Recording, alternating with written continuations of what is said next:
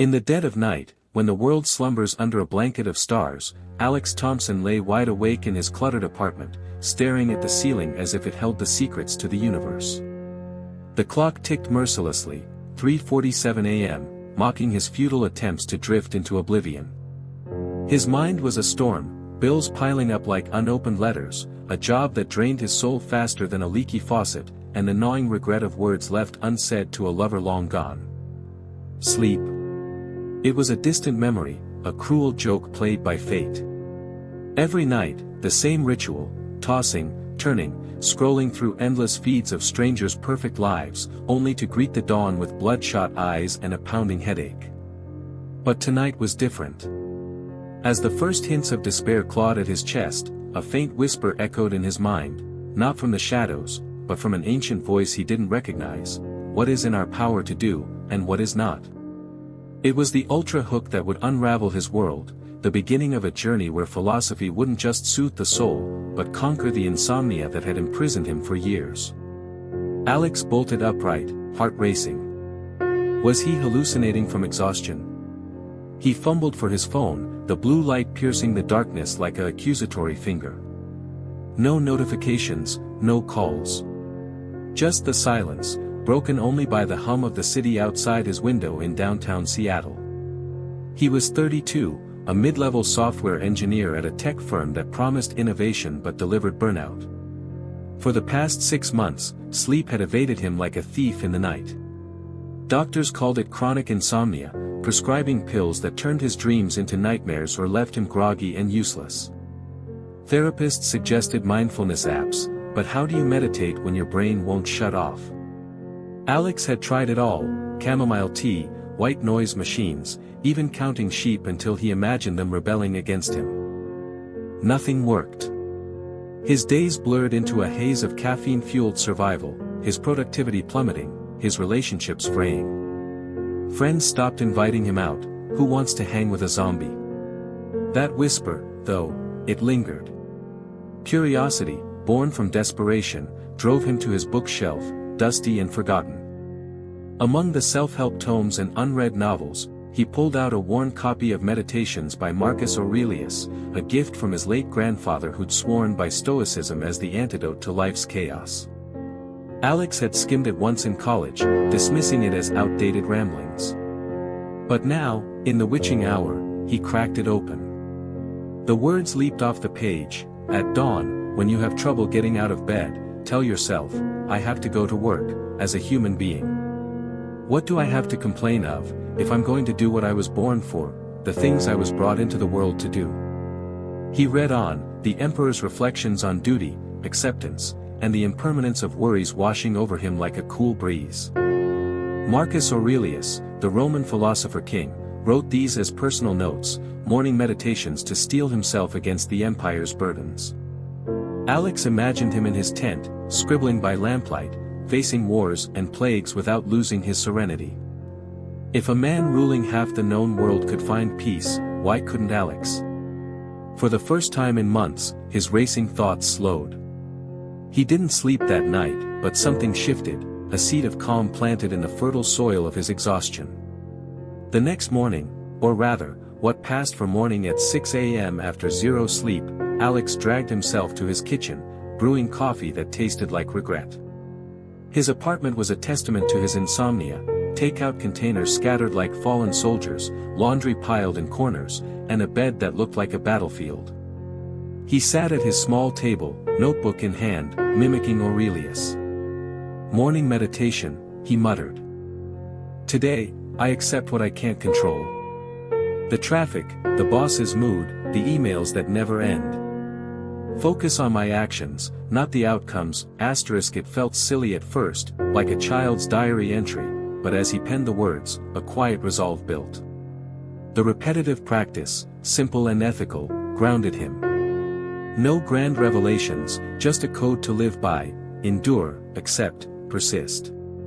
Work that day was the usual grind, endless meetings in sterile conference rooms, code that refused to compile, colleagues chattering about weekends he couldn't relate to. But Alex noticed a difference.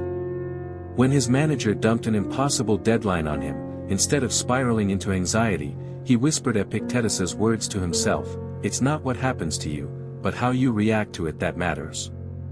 Epictetus, the enslaved philosopher who rose above his chains through sheer will, taught that external events are beyond control, but our judgments are ours alone. Alex had stumbled upon a podcast about him during a late-night scroll, and now those ideas felt like armor.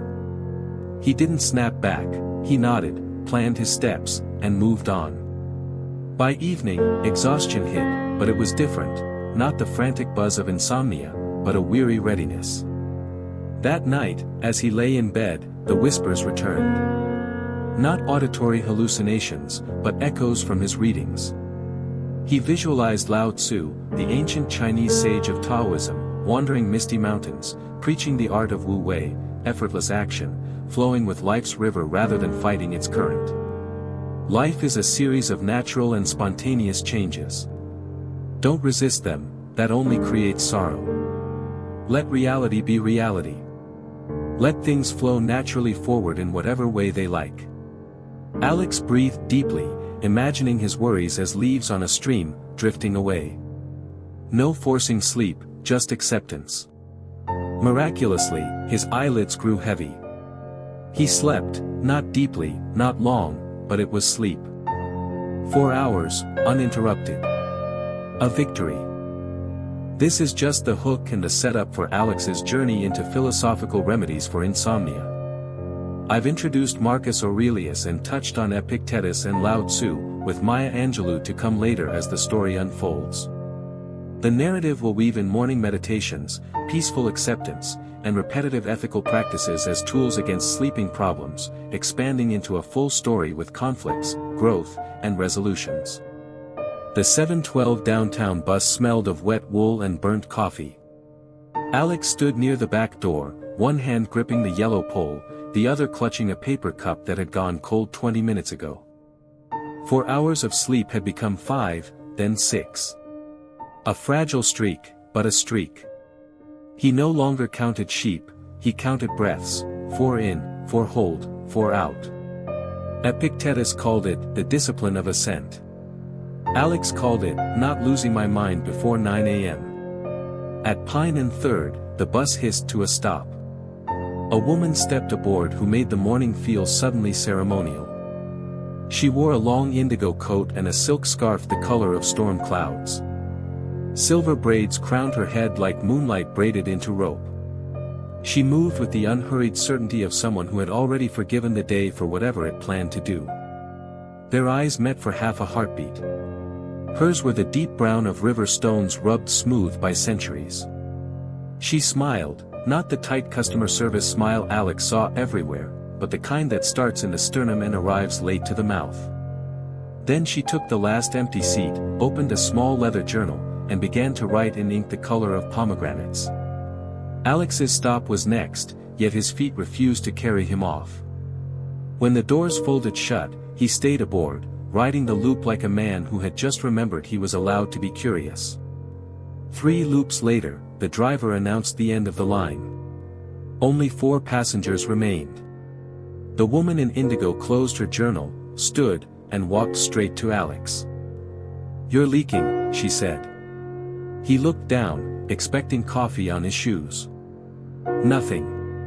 "You're light," she clarified, tapping the spot above his heart. "It's flickering." "May I?" She extended 2 fingers. He nodded, unsure why.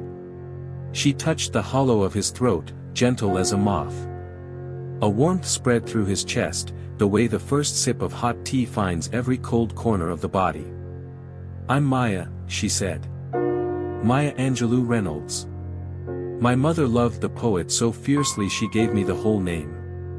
Most people call me Ray." "Alex." His voice cracked like a 12-year-old's. Ray smiled again. "Alexander the Sleepless.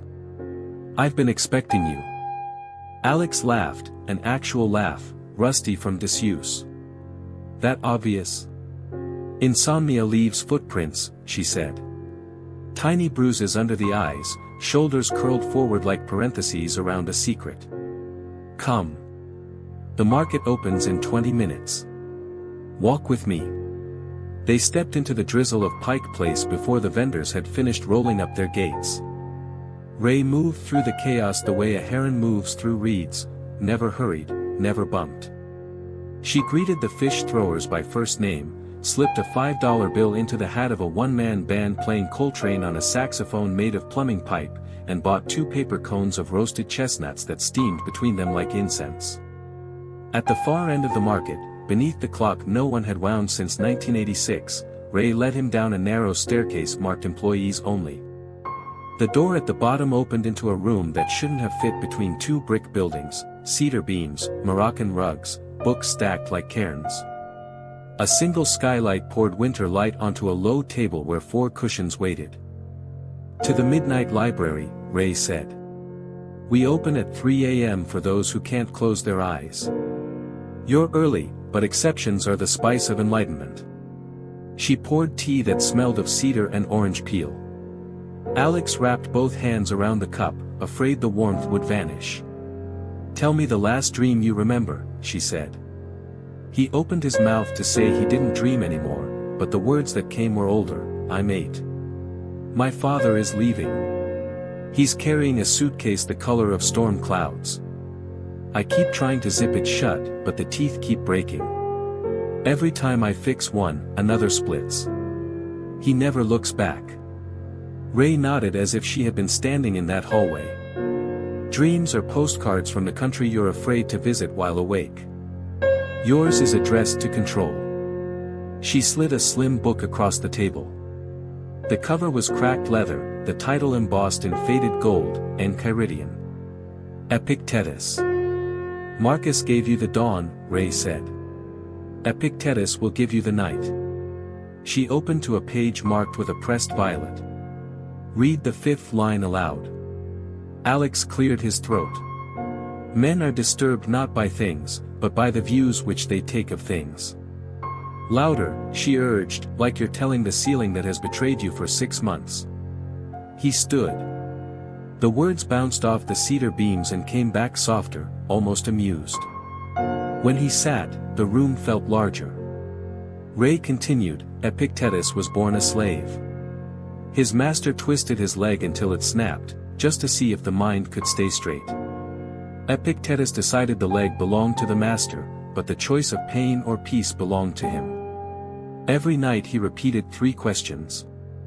We'll make them yours." She wrote them on a strip of rice paper in purple ink. 1.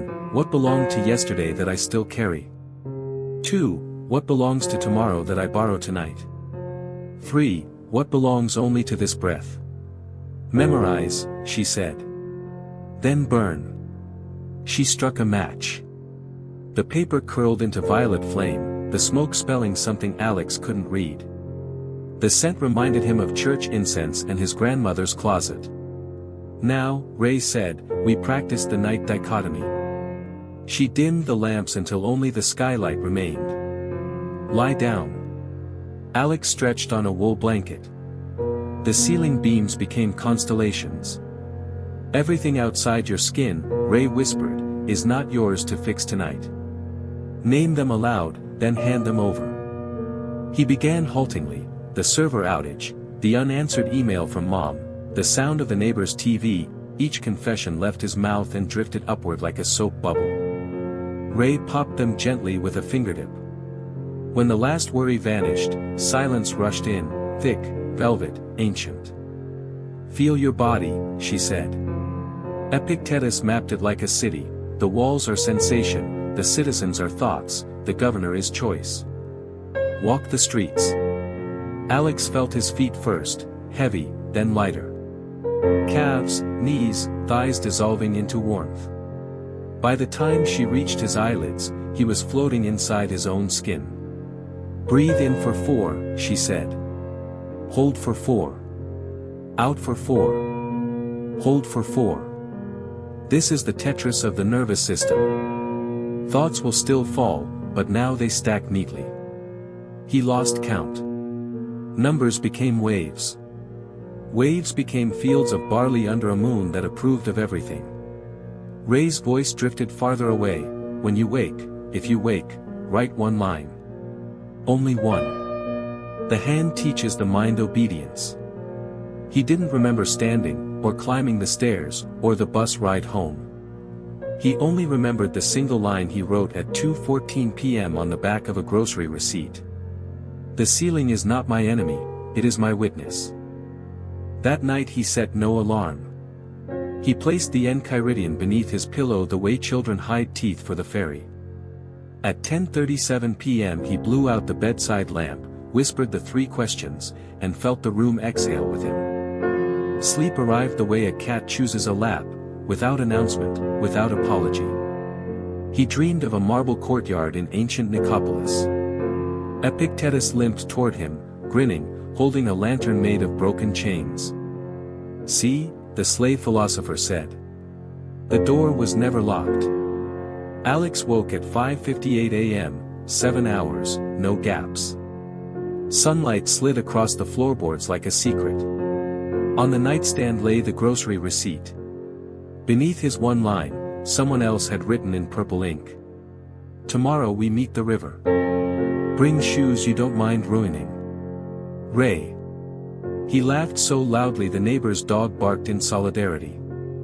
We've now met Ray, inherited Epictetus's night dichotomy, and watched Alex claim his first full night in 214 days. The rice paper questions are in his pocket. The midnight library is real. And the ceiling has become a friend.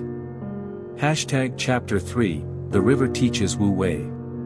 Word count this chapter, 5,900 running total, 11,900. The note said 4:11 a.m.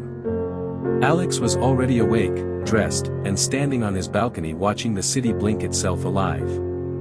The sky over Elliott Bay was the color of a healing bruise. He wore the oldest sneakers he owned, canvas high tops from sophomore year of college, the left toe held together by duct tape and nostalgia. Ray waited at the corner of Western and Broad, leaning against a lamppost as if it were an old friend. She had traded the indigo coat for a fisherman's sweater the color of river stones and carried a canvas satchel that bulged like a pregnant moon. 2 paper cups steamed in her hands. "Matcha," she said, offering one. Lao Tzu drank something greener than coffee and twice as bitter. Tradition matters. Alex took a sip and felt his tongue file a complaint. Ray laughed, the sound of wind chimes in a storm. They walked south along the waterfront until the sidewalks surrendered to gravel. Gulls argued overhead. A container ship the length of a city block slid past, silent as a ghost. At Myrtle Edwards Park, Ray veered left onto a dirt track that disappeared between blackberry brambles. The sign read, "No trespassing, drainage project." She stepped over the chain like it was a puddle. 10 minutes later the city was gone. They stood on a narrow sandbar where the Duwamish River forgot it was supposed to be industrial. Alders leaned over the water like grandmothers gossiping. The current braided itself around rocks the size of couch cushions, singing in 3-part harmony. Ray kicked off her boots. Shoes off. Socks too. The river needs to read your souls. Alex obeyed. The sand was cold enough to make his arches curl. Ray opened her satchel and produced 2 things, a fist-sized river stone worn perfectly flat and a single sheet of rice paper folded into a paper boat the length of his palm. Lao Tzu says the sage is like water, she began, kneeling. It nourishes everything and contends with nothing. It flows around obstacles instead of smashing them. Today we apprentice to water. She placed the stone in his right hand. This is every plan you ever made at 3 a.m. Every deadline, every apology you rehearsed, every promotion you were sure would fix you. Feel its weight. The stone was heavier than it looked. Alex's wrist dipped. "Now," she said, "give it to the river." He hesitated. "Just drop it." "Water doesn't steal," Ray answered. "It receives." He opened his fingers. The stone slipped under with a soft plop, leaving a single ring that widened until it kissed both banks. Ray unfolded the paper boat. Inside lay a stub of beeswax candle and a match. She struck the match against the zipper of her sweater. Flame bloomed. "This boat is tonight's mind," she said. "We load it, light it, and let it go. Whatever it carries is no longer yours to steer." She handed him a fountain pen the color of midnight. "Write one sentence that keeps you awake. Only one. Make it honest enough to burn." Alex crouched. The sand was a blank page. He wrote, "I am terrified that if I stop fixing everything, everything will forget me." The ink bled slightly in the damp air. Ray nodded once, approving. She set the boat in a quiet eddy, touched the candle to the wick, and gave the smallest push. The current caught it instantly. The flame trembled but did not drown. It drifted downstream, a tiny sun ferrying his fear toward the sea. They watched until it vanished around the bend. Alex felt something loosen behind his sternum, like a knot pulled by invisible fingers. Ray stood. Lesson 1 complete. Lesson 2 is Messier. She waded in up to her knees. The river swirled around her calves, dark and quick. Follow. But do not walk like a man who has somewhere to be. Alex stepped in.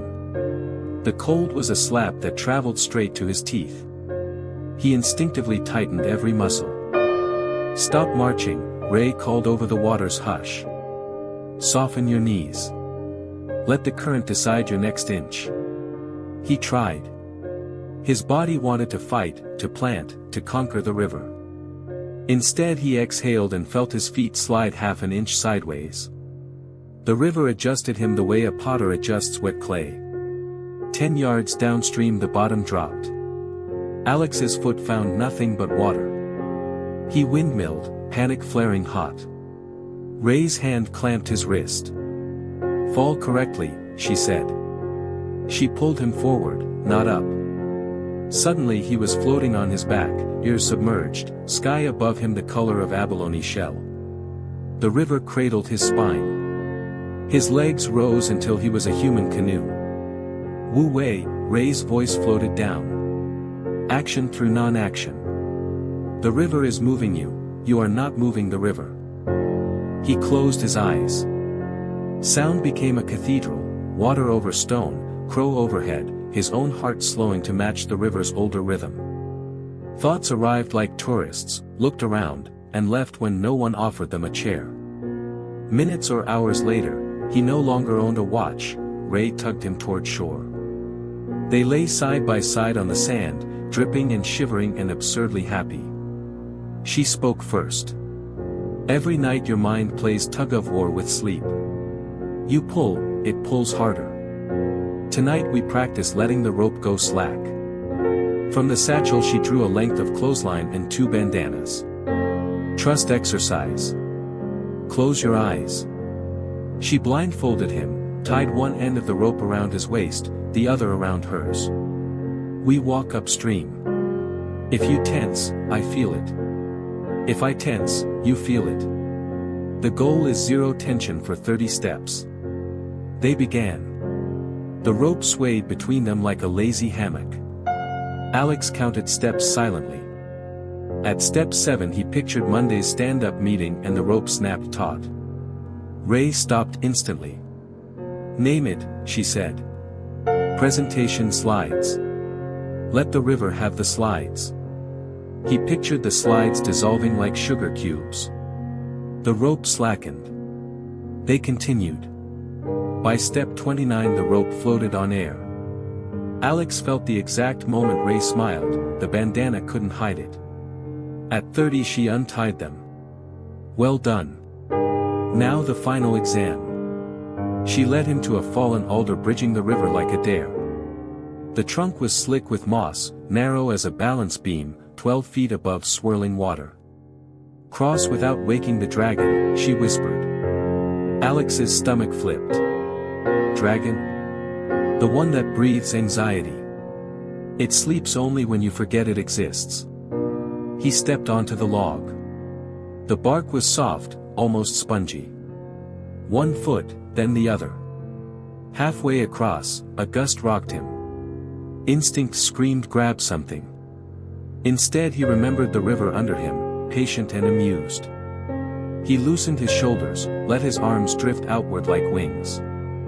The dragon snored on. 3 more steps and he stood on the far bank, trembling with triumph.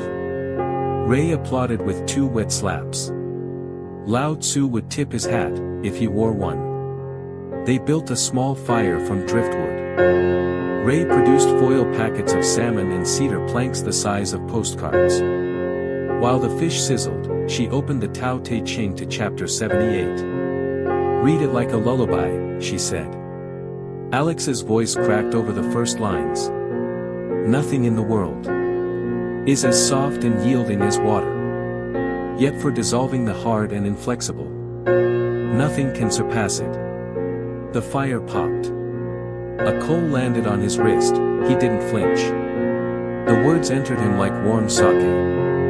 When the salmon was gone, Ray brushed flakes of cedar from her lap. "One last ritual before dawn claims us." She filled 2 tin cups from the river, held hers to the sky. "To the 10,000 things that flow without our permission." They drank. The water tasted of glacier and cedar and every mile it had traveled while Alex was busy clenching his jaw. The horizon blushed rose. Ray stood. "Homework," she said, pressing something small into his palm. It was the flat river stone's twin, but this one had a single character carved into it, Leo, to flow. "Keep it by your bed. When the mind races, place it on your tongue. Stone is honest, it will remind you which one of you is heavier." They hiked out as the city woke. Commuters stared at the 2 damp figures smelling of smoke and salmon, but Alex didn't care. At his apartment door, Ray hugged him once, hard. "Tonight," she said, "do not chase sleep. Invite it the way you would invite rain to a picnic, set out the blanket, then forget to check the sky." She left before he could thank her. That evening Alex followed instructions to the letter. He showered, changed into soft cotton, and opened every window so the city could breathe with him. On the nightstand, the stone, the enchiridion, and a fresh sheet of paper. He wrote a single line, as commanded. "I am the riverbank, not the river." Then he lay down. No phone. No earbuds. Only the stone on his sternum, rising and falling. He pictured the paper boat carrying his fear toward an ocean that had no interest in keeping score. At 10:03 p.m. the stone grew warm. At 10:07 his legs dissolved into sand. At 10:12 the ceiling became sky and the sky became water and the water became nothing at all. He woke once, at 3:33 a.m., heart fluttering like a moth against glass. Muscle memory reached for the phone. Instead his fingers found the stone. He rolled it across his lips, tasting mineral and time. The moth settled. Sleep folded him back in. Morning arrived sideways, sunlight sneaking through the blinds in golden bars. The clock read 7:48. 9 hours and 45 minutes. A personal record carved in cedar and salmon. On the kitchen table lay a new note, slipped under the door while he slept. Purple ink, of course. Chapter 4 waits beneath the city. Bring the stone and an empty stomach. We will feed the dragons their own tails. Ray. Alex laughed so hard the stone rolled off the table and landed on his bare foot. Pain bloomed, bright and brief.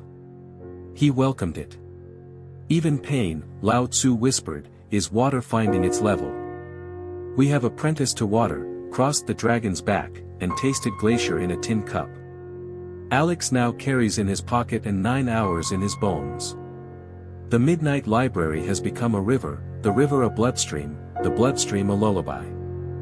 The note said, "Bring the stone and an empty stomach. Entrance is at the red door behind the donut shop that smells like regret.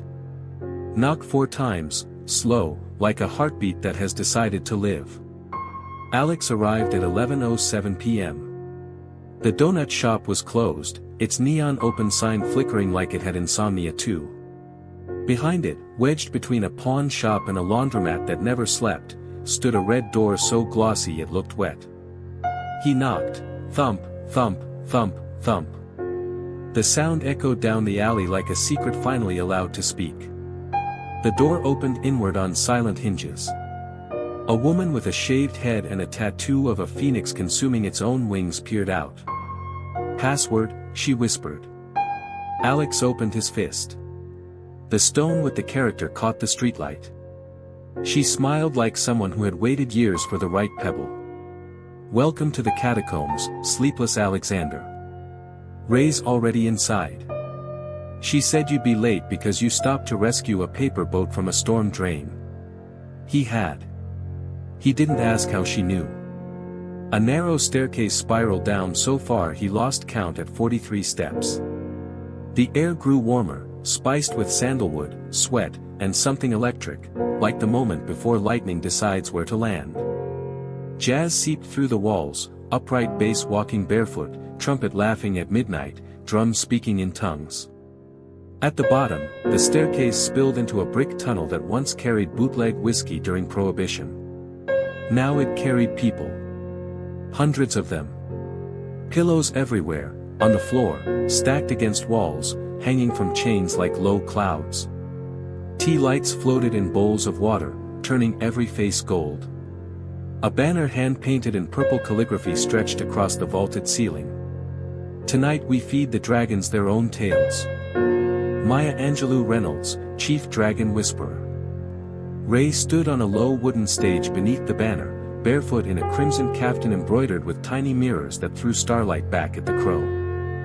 When she saw Alex, her entire face rearranged itself into joy so complete it felt like sunrise in a cave. She raised both arms. The jazz quartet behind her, sax, bass, drums, and a woman on Andy's martinet that sounded like a ghost learning to sing, fell silent mid-phrase. "Children of the owl hours," Ray's voice rolled out, warm and dangerous, "we have a virgin among us." Laughter rippled. Someone handed Alex a pillow the color of storm clouds. "He has crossed the river," Ray continued. "He has burned his fear in a paper boat. Tonight he learns the final feast, how to dance insomnia until it forgets its own name." She beckoned. The crowd parted like curtains. Alex walked the gauntlet of sleepless eyes, truck drivers, surgeons, single mothers, coders, poets, a nun in sneakers, until he stood beside her. She smelled of jasmine and cedar smoke. "Rule 1, she said into a microphone made from a repurposed whiskey bottle, "no phones.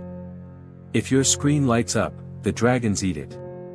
100 phones rained into a wicker basket held by the phoenix-tattooed woman. "Rule 2, you may not sit. Sitting is for tomorrow. Tonight we move."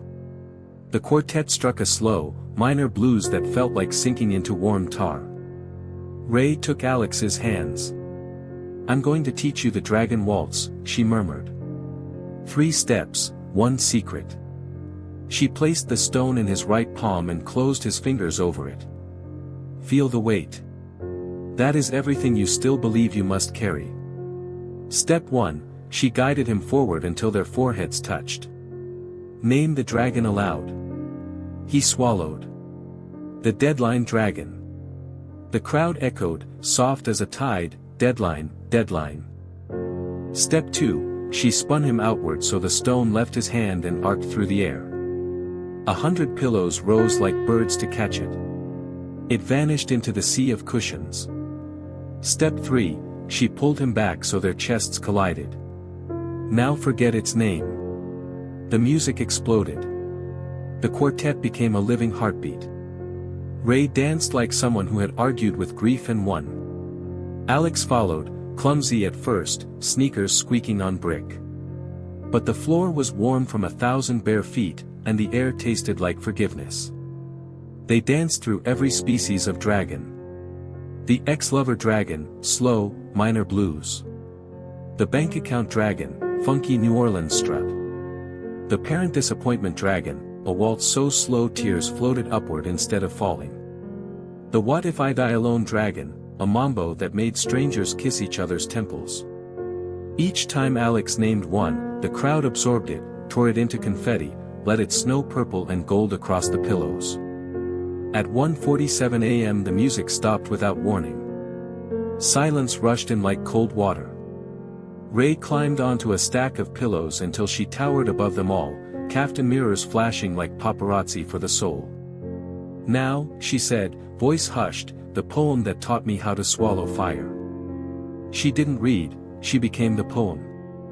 "You may write me down in history with your bitter, twisted lies. You may trod me in the very dirt. But still, like dust, I'll rise." Her voice cracked open the cave. People began to weep without shame. Out of the huts of history's shame, I rise. Up from a past that's rooted in pain, I rise. By the time she reached, "I am the dream and the hope of the slave," the entire room was swaying as one organism. Alex felt his ribcage expand until it could hold the whole world. When the final line landed, "I rise, I rise, I rise," the quartet answered with a single, perfect chord on the Andes martinet that hung in the air like a held breath. Then Ray did something no one expected. She lay down. Right there on the stage, crimson caftan pooling like spilled wine, she lay down and closed her eyes. Within 30 seconds she was asleep, real, open-mouthed, snoring sleep. The effect was instantaneous. Like dominoes remembering gravity, people began to lie down on pillows. The tea lights dimmed themselves, someone had rigged them to a dimmer pedal. The quartet switched to brushes so soft they sounded like snowfall. Alex stood frozen. A woman with purple braids tugged his sleeve. "Lie down, baby. The dragons are full." He lowered himself onto a nest of pillows that smelled like lavender and strangers' dreams. The stone was suddenly in his hand again, someone had returned it. He placed it under his tongue like a communion wafer. Above him the banner fluttered though there was no wind. Ray's voice drifted from the stage, sleepy and amused, "Remember, Alexander, sleep is not a battle to win. It is a lover who only arrives when you stop waiting at the door." He closed his eyes.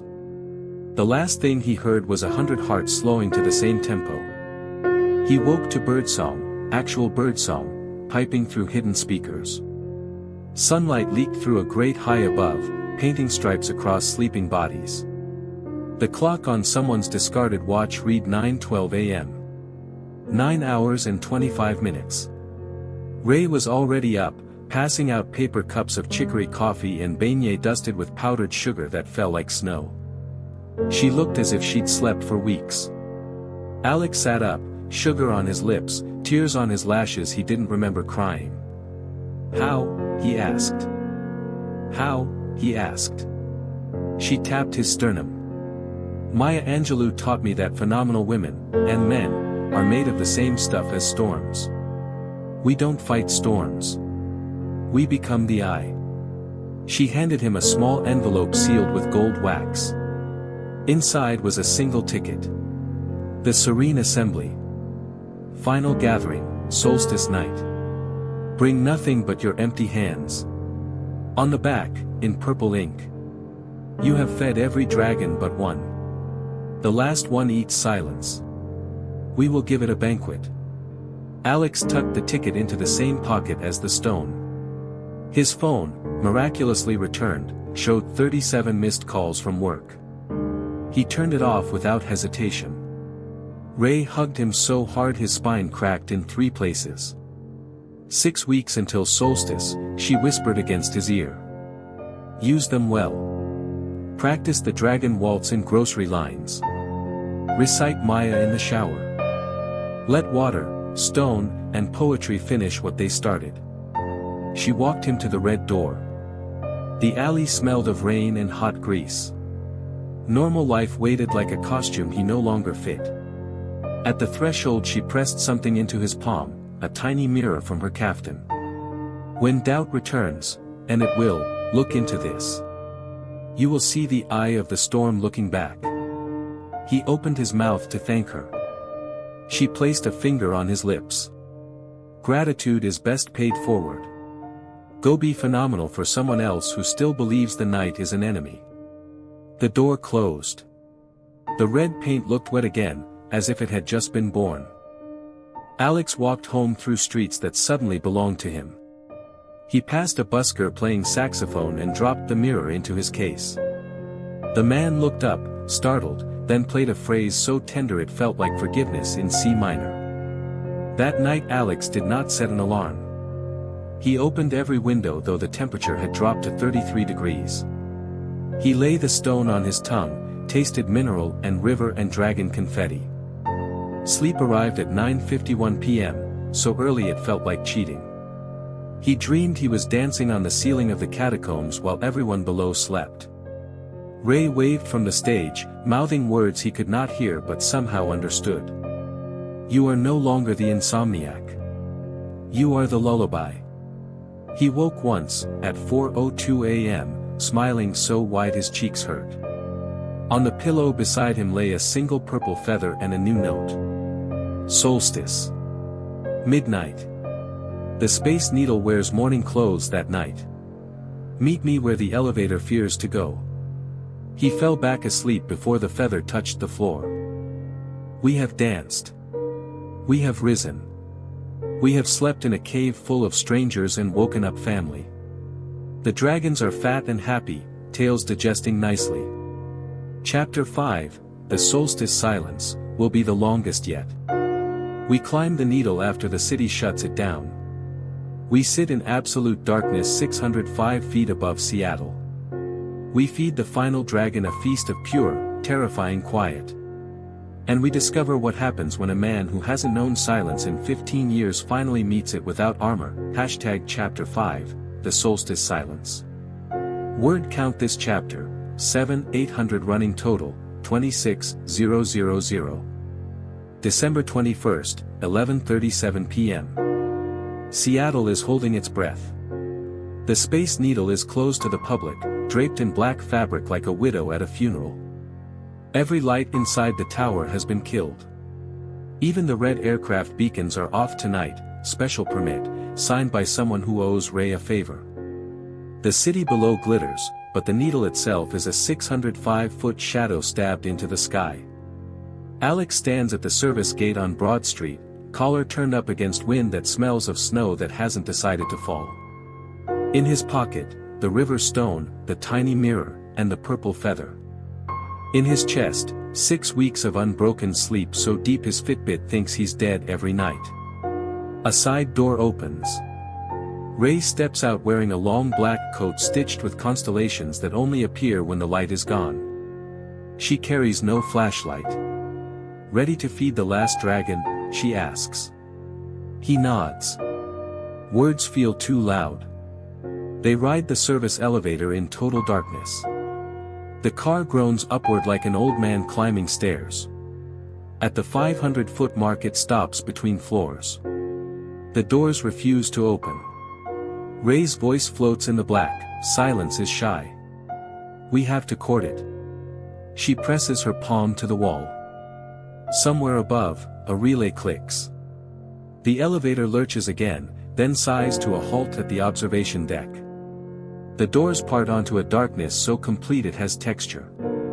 Velvet. Ink. The inside of a whale. They step out. The wind-up here is a living thing, it circles them, sniffs, decides they belong. Ray guides him by the elbow across the deck until his shins bump a low bench someone dragged up weeks ago. They sit.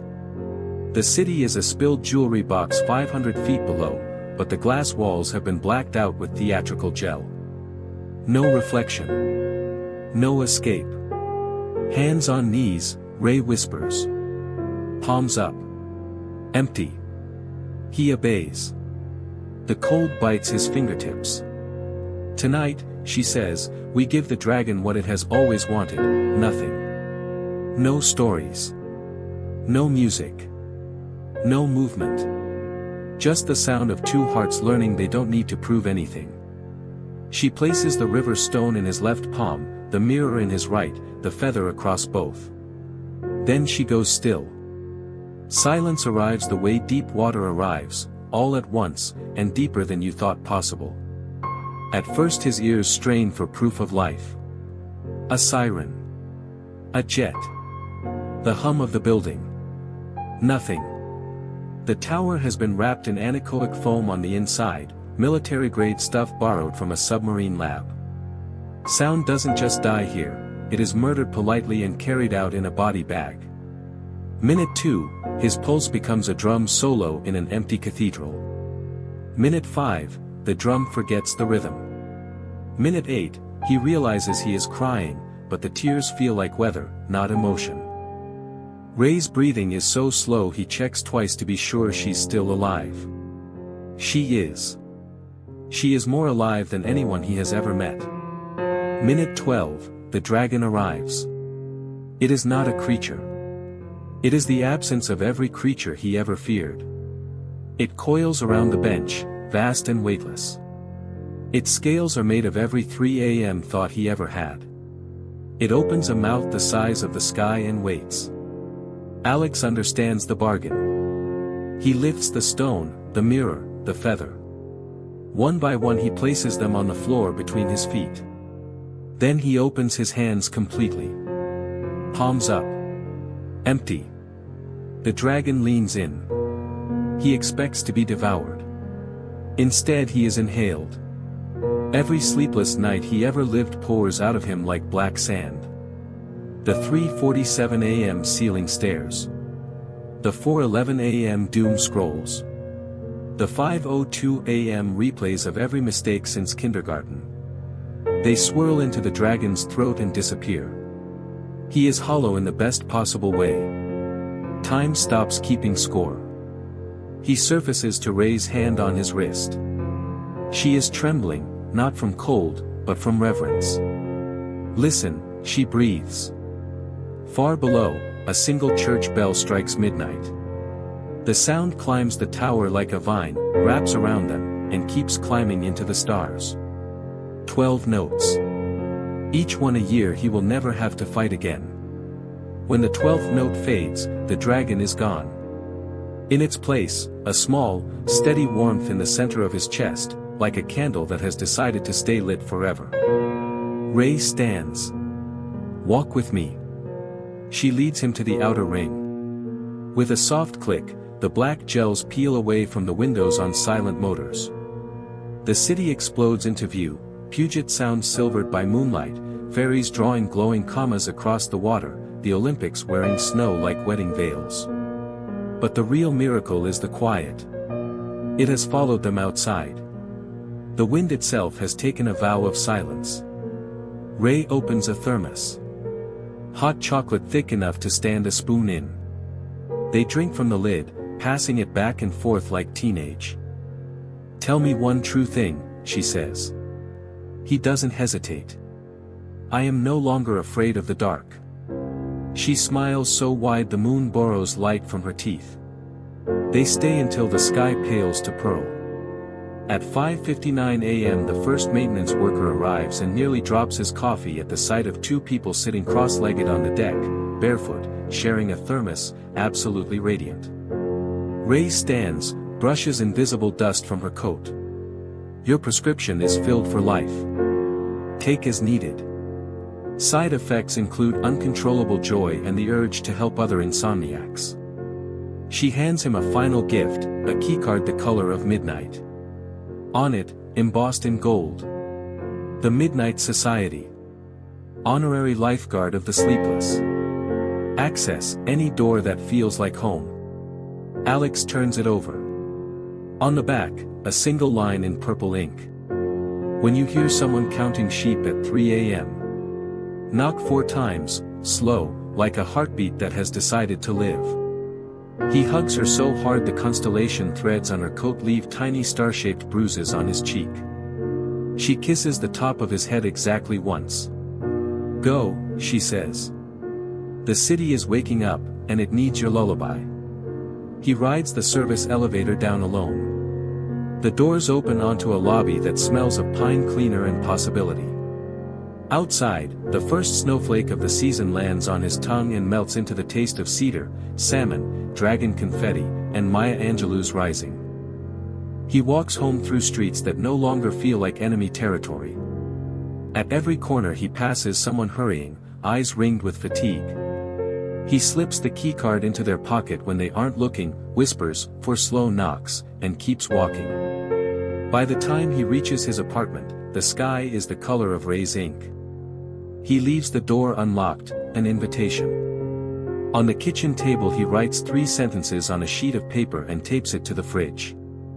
1. The ceiling is my oldest friend. 2. The river runs through my bloodstream.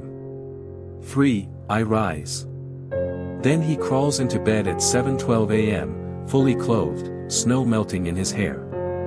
Sleep folds him like a letter into an envelope addressed to tomorrow. He dreams of a red door that opens onto every bedroom in the city.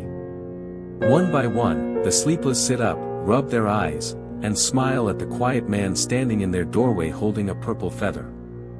He has no idea how long he sleeps. Days, maybe. When he wakes, the note on the fridge has multiplied. Dozens of them, hundreds, taped edge to edge until the entire wall is a purple galaxy of handwriting. I slept. Thank you. For slow knocks. I rise. Someone has left a paper boat on the windowsill. Inside, a single river stone carved with a new character. On, peace. Alex laughs until he cries until he laughs, then laughs some more. He is 26,000 words into a life he never planned, and every word is spelled sleep. Epilogue, 6 months later. The Midnight Society now meets every new moon in a different borrowed space, a fairy engine room, an abandoned planetarium, the crawlspace under a library. Membership is one question long: when was the last time you feared the dark? Answer correctly, never, and you're in. Alex leads the newcomers through the 4 feasts. The Dawn Meditation, Marcus Aurelius. The Night Dichotomy, Epictetus. The River Surrender, Lao Tzu. The Dragon Waltz, Maya Angelou Reynolds, age unknown, address everywhere. Ray is there only in stories now. Some say she's guiding sleeper trains across the Sahara. Others swear they saw her on the 7:12 bus, smiling at someone new. Alex still wakes once a night, at 3:33 a.m. on the dot. He pads to the kitchen, fills a thermos with chicory coffee, and stands on the balcony. Below, the city flickers like a candle that has learned to trust the wind. He knocks 4 times on the railing, slow, like a heartbeat that has decided to live. Somewhere, a red door opens. Another insomniac steps into the story. And the circle widens, one peaceful breath at a time. The dragons are asleep. The river is quiet. The ceiling is a friend. And you, dear reader, now carry the keycard in your pocket. For slow knocks. Any door that feels like home. We'll be waiting with hot chocolate and a purple feather. Sleep well. Rise tomorrow. And when the night feels too large, remember, even the darkest hour has to share the sky with the stars.